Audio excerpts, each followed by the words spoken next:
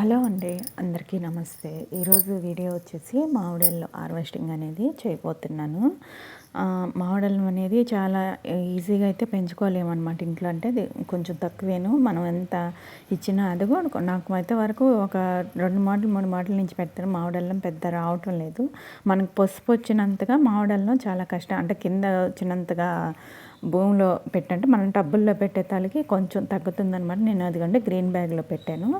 కానీ నాకు చాలా వరకు తక్కువే వచ్చిందనమాట మామిడల్లో. మనం ఎట్లా పెడతామో చూసేదానికేమో బాగా ఆకులేమో బాగా పచ్చగా బాగా వస్తుంది. కానీ మనకి కింద ఊరేతలకి 4-5 ఎక్కువ తక్కువగా వస్తుంది. నేను 2 దాంట్లో 2 ఇట్లా గ్రో బ్యాగ్లో పెట్టుకున్నాను.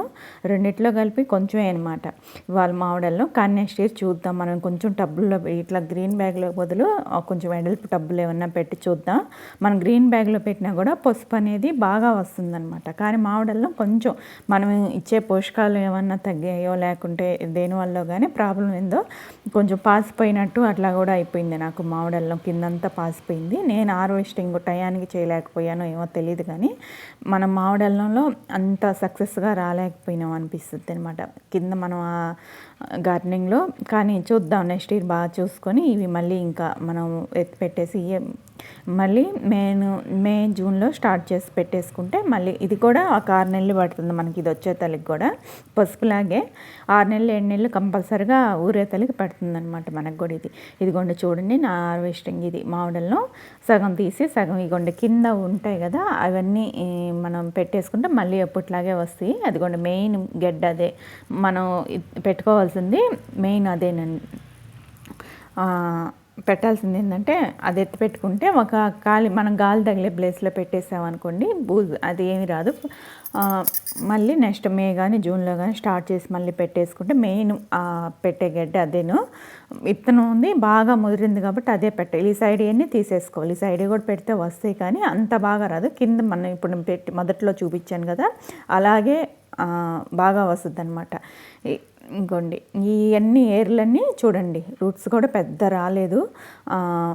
పసుపుగా అయితే చాలా అసలుకి మనం తీగానే మొత్తం ఆ టబ్బంతా పసుపే ఏర్లు అంత బాగా. కానీ ఏర్లు కూడా ఏర్లలో నుంచే బాగా రావాలేమో. అది నేను పెట్టింది చిన్న గ్రో బ్యాగ్లో కాబట్టి అదేమన్నా పెద్ద టబ్లో పెడదాం ఈ సంవత్సరం. చూద్దాం నెక్స్ట్ ఇయర్ టబ్లో పెడితే మనకి ఎలా వస్తుందేమో చూసి చూద్దాం. మామిడల్లం కొంచెం తక్కువే అనమాట రావడం. మెయింటెనింగ్ కూడా ఏం పెద్ద పని కూడా ఉండదు. కాకపోతే పెట్టేసి వదిలేస్తాం కాబట్టి అది ఇంక దానికంటూ అది లోపల భూమి వచ్చేదే కాబట్టి పెద్ద పురుగు కానివ్వండి ఏమీ ఉండదు దానికి. ఆకులు వస్తాయి మంచి, అయితే మంచి సువాసన వస్తూ ఉంటుంది మామిడల్లం ఆకు. మామిడల్లము పసుపాకు రెండు సేమ్ ఇంచుమించు ఒకే ఆకుల్లాగా ఉంటాయి అనమాట. మళ్ళీ అల్లానికైతే ఆకులు వేరేగా ఉంటాయి.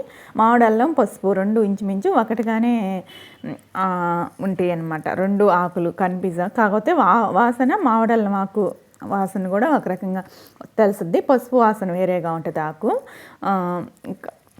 నెక్స్ట్ ఇది చూద్దాం. ఈ మట్టిని ఏంటంటే ఇలాగే ఆరబెట్టేస్తాను. ఒక 2 days ఇట్లాగే ఆరబెట్టేసి మళ్ళీ కంపోస్ట్ కిచెన్ వేస్ట్ కానివ్వండి వర్మిక్ అన్నీ ఇచ్చేసి మళ్ళీ ఇంకేదైనా ఇంకొక చెట్లకి పెట్టేస్తాను అనమాట. వేస్ట్ అయితే చేయను. ఇట్లాగే కొంచెం గాలి కారింది అనుకోండి మట్టి నీట్గా దాంట్లో ఏమన్నా పోషకాలన్నీ ఇంకొంచెం ఇస్తే మళ్ళీ నెక్స్ట్కి ఆకుకూరలు కానివ్వండి మళ్ళీ మనకి ఇప్పుడు సీజన్ స్టార్ట్ అయిపోయింది కదా, ఏదో ఒక పాదులకైనా పనికొస్తాయి కదా. ఇదిగోండి ఇవాళ మొత్తం చేసిన హార్వెస్టింగ్లో చాలా వరకు ఇదే మనం చేసింది. ఈరోజు మామిడల్లో చాలా వరకు తీసుకోలేకపోయామనిపిస్తుంది. ఇదిగోండి చాలా వరకు తగ్గింది. నెక్స్ట్ చూద్దాం. నెక్స్ట్ ఇరుగు నాకు 2 ఏళ్ళ నుంచి కూడా ఇంతకన్నా ఎక్కువ పెద్ద నేను రెండిట్లో పెడితే రెండిట్లో అంతంతే వస్తుంది అనమాట. నెక్స్ట్ ఈ ట్యాప్ అంటే నేను గ్రో బ్యాగ్లోనే పెట్టి నెక్స్ట్ టబ్లో పెట్టి చూద్దాం. ఈ వీడియో నచ్చితే ఒక లైక్ ఇవ్వండి, షేర్ ఇవ్వండి.